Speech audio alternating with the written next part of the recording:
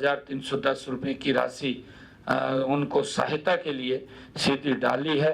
यह रबी सीजन की जो 2025 में आगजनी के कारण फसल का नुकसान हुआ था उससे ये दी गई है। ये इसके साथ साथ क्योंकि ये जो राशि है ये राशि आपदा प्रबंधन कोष से 15,000 रुपये प्रति एकड़ के हिसाब से ये आपदा प्रबंधन कोष से दी गई है और 15,000 रुपया जो कृषि विभाग है उसके माध्यम से किसानों को पहुंचाई गई है। ये 30,000 रुपये प्रति एकड़ से किसानों को मुआवजे के तौर पर पहली बार अगर किसान का इस प्रकार का नुकसान हुआ है ये बड़ी राशि पहुंचाने का काम किया है।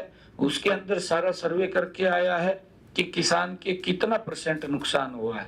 जितना % नुकसान हुआ है उसी नुकसान के अंदर हमारा आपदा प्रबंधन कोष और एग्रीकल्चर विभाग ने मैचिंग करके वो राशि उनके खाते में डाली है।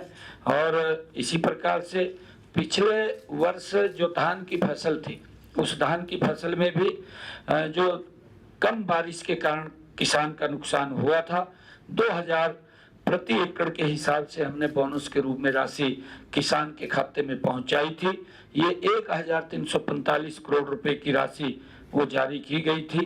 और हमने ये भी कहा है कि जो किसान की फसल इस आग की आपदा में जल करके नुकसान हुआ है अगली फसल के अंदर किसान को बीज और खाद वो मुफ्त देने का फैसला अगली फसल के लिए ये किया है ताकि हमारे किसान के ऊपर ये किसी प्रकार का दबाव या उनके ऊपर किसी प्रकार का वो असर न पड़े उसको लेकर के सरकार उनके साथ खड़ी है।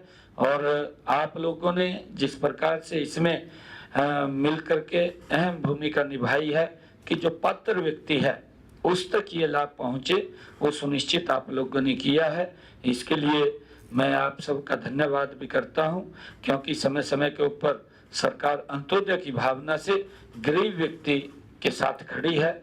चाहे वो कोई भी व्यक्ति है अगर उसके ऊपर कोई प्राकृतिक आपदा आती है एक योजनाबद्ध तरीके से उसको लाभ पहुंचाते हैं। मैं आज इस अवसर के ऊपर आप सबका धन्यवाद भी करता हूं। और हमारे पूर्व में मुख्यमंत्री और भारत सरकार में ऊर्जा और हाउसिंग फॉर ऑल के कैबिनेट मंत्री आदरणीय मनोहर लाल जी का भी आज जन्मदिन है।